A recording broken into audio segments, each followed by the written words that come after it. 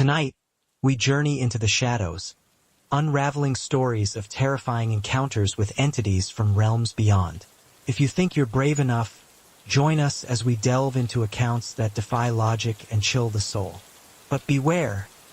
Each tale serves as a haunting reminder that some doors should remain closed. Title: Whispers in the Shadows. Natalie had always been the kind of person who stayed grounded in reality. A practical woman, she had never paid much attention to rumors, especially those of haunted houses. The old houses on Maple Street had their charm, but also their stories. People said the houses were cursed, haunted by the ghosts of former residents or victims of tragic accidents. When Natalie took the job as a home health aide for Mrs. Hawkins, a woman suffering from advanced dementia, she thought it was just a normal, albeit challenging, assignment. Little did she know that the house she was stepping into would test every ounce of her logic, her beliefs, and her sanity. The Hawkins house stood on the outskirts of town, isolated from the neighboring homes, its windows dusty and curtains drawn tightly shut, giving the house a sense of forlornness. It was a large Victorian-style building, 2 stories tall, with dark wooden panels that creaked in the wind. The neighborhood was quiet, but there was an underlying tension in the air, as if the past was still lingering, refusing to fade away. Mrs. Hawkins, a frail woman in her late 70s, had lived alone for years. Her only company now was her memories, which were slipping away due to the cruel grasp of dementia. When Natalie first entered the house, she was struck by how cold it felt. It wasn't the chill of a poorly heated room or the draft from a broken window.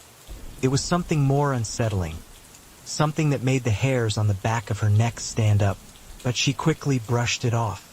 She had a job to do. Mrs. Hawkins was seated in a large armchair in the living room, staring vacantly out the window. Her eyes were clouded, but there was a sharpness to them when she spoke. "He's here," she whispered, her voice barely audible. Natalie had learned not to take such comments seriously. Dementia had a way of making people see things that weren't there, hear things that weren't real. "Who's here, Mrs. Hawkins?" Natalie asked gently, adjusting the blanket around her. "The man," Mrs. Hawkins replied, her hands trembling as she reached for a glass of water. "The man in my room. He's waiting." Natalie smiled softly, though it was laced with a sense of unease. She'd heard of patients speaking of strangers or imaginary figures, but this felt different. There was an edge to Mrs. Hawkins' voice, an anxiety that Natalie hadn't expected. "I'm sure it's just a dream," Natalie said, settling into the chair across from Mrs. Hawkins. The old woman didn't respond. Her gaze remained fixed on the shadows cast by the setting sun. Natalie decided to focus on her task, checking her medications, helping her eat, keeping her company. But as the evening wore on, she couldn't shake the feeling that something wasn't right in the house. That night, after Mrs. Hawkins had gone to bed, Natalie stayed in the living room, reading a book to pass the time. The house was quiet, eerily so. The creaking of the floorboards above her was the only sound, as if the house itself was settling in for the night. It wasn't until she heard a soft, metallic jingle that her attention was drawn to the baby monitor. The baby monitor had been set up in Mrs. Hawkins' room as a precaution. Because of her dementia and fall risk, it was important for Natalie to hear if Mrs. Hawkins needed help during the night. The jingling continued, faint at first, but then grew louder, clearer, as though something was moving in Mrs. Hawkins' room. Natalie's stomach tightened, and she instinctively looked toward the hallway that led to the stairs. The sound of the bells, which were pinned to the edges of Mrs. Hawkins' sheets, grew more distinct. It was as if someone was tugging at the fabric, shifting around in the bed. But Mrs. Hawkins wasn't supposed to be awake. The doctor had said she was a light sleeper, but surely not enough to be up and moving around. Natalie stood up slowly, her heart pounding in her chest. She grabbed the monitor and turned the volume up. "Who's there?" Mrs. Hawkins' voice crackled through the speaker, soft but unmistakable. The voice was strained, fearful, as though she was talking to someone who wasn't supposed to be there. Natalie's breath caught in her throat. She set the monitor down and moved toward the stairs, her mind racing with questions. She didn't want to overreact, but everything inside her screamed that something wasn't right. As she crept upstairs, she noticed that the air in the hallway felt colder than it had been earlier in the day. The walls seemed to close in on her as she approached Mrs. Hawkins' room. When she pushed the door open, the sight before her made her stop dead in her tracks. Mrs. Hawkins was lying motionless in her bed, her eyes closed, but her mouth was slightly open, as though she had been speaking just a moment ago. The room was still, nothing out of place, but the feeling of unease grew stronger. Natalie felt a strange pull to the corner of the room, where the shadows seemed darker than anywhere else. There was nothing there, just the quiet hum of the house settling. Her pulse quickened as she turned to leave, but before she could, she heard it again. Whispers barely audible, like the rustle of paper. The voices came from the direction of the window, but when Natalie turned to look, she saw only the darkened night beyond. "Just the wind," she muttered to herself, though her voice was shaky. She hurried back downstairs, closing the door behind her. The house was silent once more, but the sense of being watched lingered, growing heavier with each passing minute. Later that night, after Mrs. Hawkins had settled back into sleep, Natalie returned to her book. But the quiet felt oppressive now, as if the house was waiting for something. She had learned a lot during her time as a caregiver, but nothing had prepared her for the overwhelming dread she felt in that moment. As she tried to focus on her reading, she couldn't shake the feeling that someone, or something, was watching her from the darkened corners of the room. Suddenly, the baby monitor crackled again. This time, the voice that came through was clearer, sharper, and unmistakably directed at her. "Natalie," it whispered. Her blood ran cold. She froze, unable to move or speak, her gaze fixed on the monitor. The voice wasn't Mrs. Hawkins. It was something else, something dark, something she couldn't explain. Panic gripped her chest as she rushed upstairs, heart pounding in her ears. But when she opened Mrs. Hawkins' door, the room was empty. Mrs. Hawkins was gone. Natalie had always been a professional. She had worked as a caregiver for many years and was accustomed to the emotional and physical toll that came with looking after the elderly, especially those with dementia. But Mrs. Hawkins' house was different. The moment Natalie stepped inside, she couldn't shake the feeling that something was wrong. It wasn't just the oppressive atmosphere that hung in the air. It was the strange, almost imperceptible weight in the house, as if the very walls were watching her. Mrs. Hawkins had been a lively woman in her youth, but time had taken its toll. She was frail now, her mind slipping away in fragments. One moment, she was lucid, reminiscing about her children and her past, and the next, she was lost in a fog of confusion, calling out to someone who wasn't there. But it wasn't just Mrs. Hawkins' memory loss that disturbed Natalie. It was the things she would say at night when the house grew quiet. "I can hear him," Mrs. Hawkins had whispered one evening, her voice shaking with fear. "He's here in the house." At first, Natalie chalked it up to the confusion that came with dementia. But as time went on, things in the house began to take on a different tone. Strange occurrences that couldn't be explained began to happen with increasing frequency. The first night it happened, Natalie was sitting in the living room, preparing dinner for herself. The quiet hum of the refrigerator was the only sound in the house, until she heard it. Faint jingling, as though a bell was being softly shaken. At first, she thought it was just the wind or some noise from the house settling, but then it came again, clearer this time.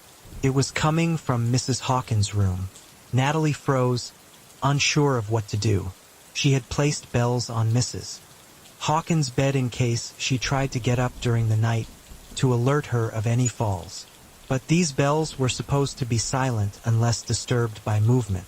There was no reason for them to be jingling now. Hesitant, but concerned, Natalie hurried to Mrs. Hawkins' room, her footsteps echoing down the empty hallway. When she entered the room, Mrs. Hawkins was sitting up in bed, her eyes wide and searching the space as if someone were there with her. "Mrs. Hawkins?" Natalie called softly. The old woman turned toward her slowly, her face drawn with fear. "Do you hear him?" she asked, her voice trembling. "He's talking to me. He won't leave me alone." Natalie approached the bed, trying to reassure her. "It's just the wind, Mrs. Hawkins. Maybe it's just the bells moving." But Mrs. Hawkins shook her head. "No, it's him. He's here." Natalie glanced around the room, her eyes scanning the shadows. There was no one there, just the dark corners and the dim light from the hallway spilling in. But even so, the hairs on the back of her neck stood on end. It wasn't just the old woman's frailty or confusion that made her uneasy. It was the feeling that something or someone was there with them. Over the next few days, things only got worse. The jingling of the bells became a regular occurrence. And though Natalie tried to dismiss it as a simple malfunction or the result of the house's old age, the unease she felt deepened. Mrs. Hawkins' behavior became more erratic, her mind slipping further. She would spend hours staring at the wall, mumbling to herself. At times, she would call out to someone. An unknown person she insisted was in the room with her. "I don't want him here," Mrs. Hawkins would say, her voice weak but insistent. "He's angry. He's been waiting for me." Natalie could barely contain her frustration. She had seen it before. Elderly people with dementia often became convinced that someone was in the room with them, someone they could not see. But Mrs. Hawkins' words weren't just nonsensical. They were filled with genuine fear, a fear that Natalie could not easily dismiss. One evening after Mrs. Hawkins had been put to bed, Natalie sat in the living room, trying to distract herself with the television. But the noise of the bells jingling from Mrs. Hawkins' room cut through the air, unmistakable and louder than usual. It wasn't just a faint jingle this time. It was a persistent, rhythmic sound, like someone was shaking the bells deliberately. Heart racing, Natalie set the remote down and stood up. As she walked toward the hallway, she felt her pulse quicken, her breath shallow. The footsteps, those same dragging, slow footsteps she had heard before, echoed through the house. They were coming from Mrs. Hawkins' room. It was too much. No longer willing to take chances, Natalie hurried toward the door. She opened it cautiously, peering inside. Mrs. Hawkins was sitting up in bed again, her eyes wide, scanning the room. "Who is he?" she whispered, her voice filled with terror. "I see him standing in the corner." Natalie's heart skipped a beat. The room was empty, just as it always was. There was no one there. No one except Mrs. Hawkins. "Mrs. Hawkins, there's no one here," Natalie said gently, trying to calm the woman. "It's okay." But Mrs. Hawkins didn't respond. Her eyes didn't shift from the empty corner of the room, and her lips trembled as she muttered, "He's waiting." Natalie stood frozen, the unease crawling up her spine. She wanted to reach out to comfort Mrs. Hawkins, but something stopped her. The room felt wrong, as if something was watching them. The air was thick, stifling, and it seemed to press against her chest. She reached out cautiously to adjust Mrs. Hawkins' blanket, but the moment her hand brushed against the fabric, she heard the unmistakable sound of footsteps coming from the hallway. Real footsteps, slow and deliberate. Someone was moving toward her. Her breath hitched. She turned toward the door, expecting to see someone standing there, but there was no one. The hallway was empty. The footsteps continued, but now they were behind her, right behind her. Natalie spun around, but there was no one there. She took a step back, her mind racing. Could she have imagined it? Could it be the house settling, the creaks and groans of an old structure? Or was there something more to it? Something she couldn't explain? Natalie didn't wait any longer. She rushed out of the room, closing the door behind her. Her mind was in turmoil, torn between the possibility of Mrs. Hawkins' deteriorating health and the strange occurrences that were impossible to ignore. The next day, Natalie decided to investigate. She visited the local library, searching for any information about the Hawkins family's past. What she found sent a chill down her spine. The Hawkins family had a history of tragedy. Mr. Hawkins had been a violent man, and his sudden death had been shrouded in mystery. Some believed it was a murder, while others said he had taken his own life. But the most unsettling part was the story of his violent temper, how he had often threatened his wife, Mrs. Hawkins, in the years leading up to his death. Was this the source of the fear that now clung to the house? When Natalie returned, she couldn't shake the sense that someone, or something, was waiting for her. The footsteps, the bells, the whispers in the night. There was no denying it anymore. The house held a dark secret, and whatever it wasn't ready to be uncovered. Natalie had spent countless nights in Mrs. Hawkins' house, each evening filled with unease. The house had a life of its own, silent and oppressive, as if it was watching her every move. The strange occurrences that had plagued her since she began working there had only grown more frequent and disturbing. The bells, the footsteps, the eerie whispers, everything pointed toward a dark, unsettling force that seemed to cling to the very walls of the house. But it wasn't until one fateful night that the terror truly took hold. The evening started like any other. Natalie had put Mrs. Hawkins to bed, checked the bells, and settled in to finish her paperwork in the living room.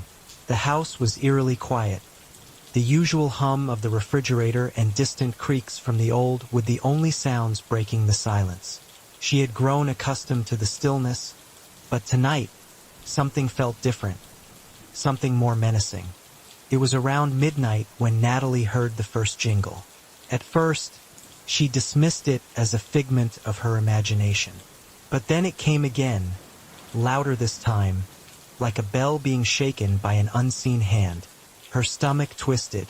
There was no wind, no fan running, and certainly no reason for the bells to be ringing. A cold shiver ran down her spine as she stood up from the couch. She hesitated for a moment, trying to convince herself it was nothing. But deep down, she knew better. The bells had been quiet for days, and now, for no reason at all, they were jingling. Slowly, Natalie made her way down the hallway toward Mrs. Hawkins' room. The sound grew louder, almost frantic, as she approached. The door to Mrs. Hawkins' room was slightly ajar, and through the gap, Natalie could make out the old woman sitting up in bed. Her back was hunched, her eyes wide, staring straight ahead into the empty corner of the room. "Mrs. Hawkins?" Natalie called softly, but the woman didn't respond. Instead, she just sat there, frozen, her eyes glazed and unblinking. Natalie pushed the door open wider and stepped inside, her heart pounding. "Mrs. Hawkins, are you okay?" The woman didn't acknowledge her presence. The bells continued to jingle, their sound now maddening, as if someone, or something, was trying to communicate through the noise. Natalie reached out to touch Mrs. Hawkins' shoulder. The moment her fingers brushed against the frail skin, Mrs. Hawkins jerked violently, as though shocked from a deep trance.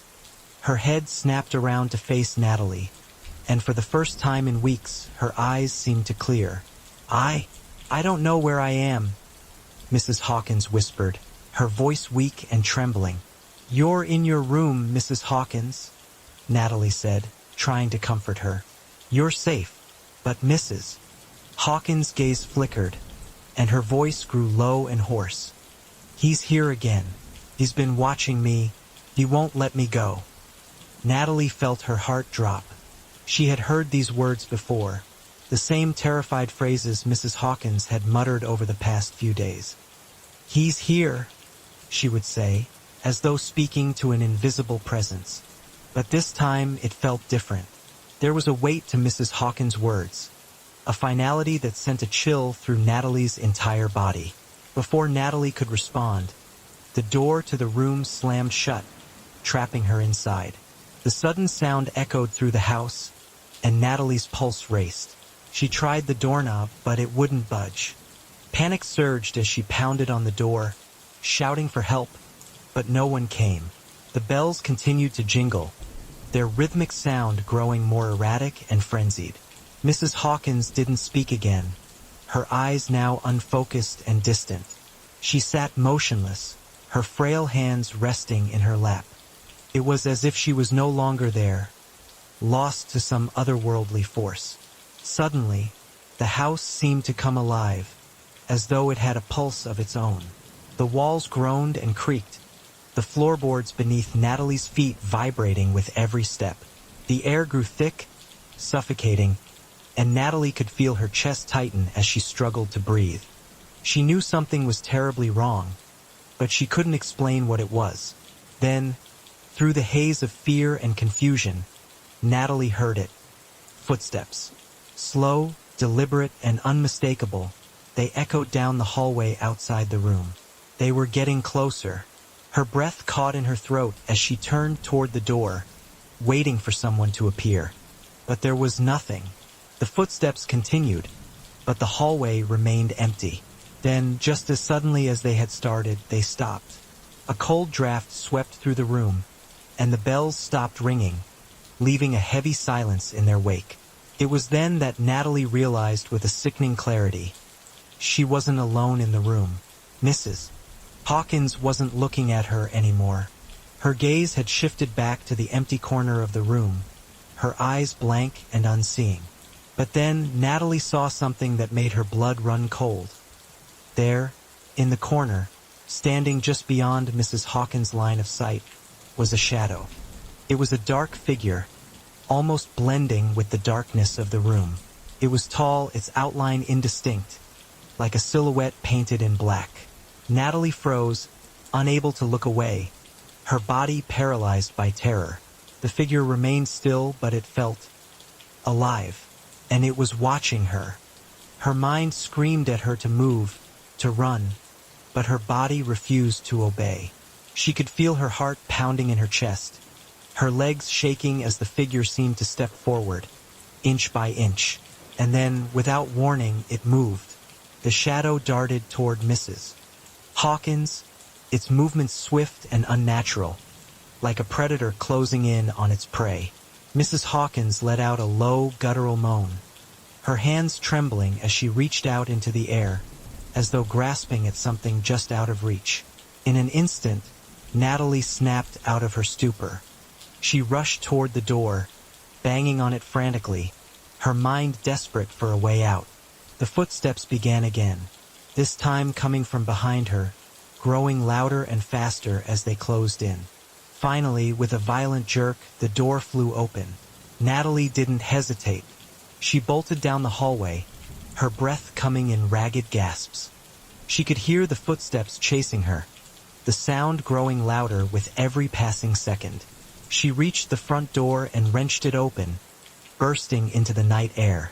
The cold wind slapped her face, but it was a relief, something to clear her mind.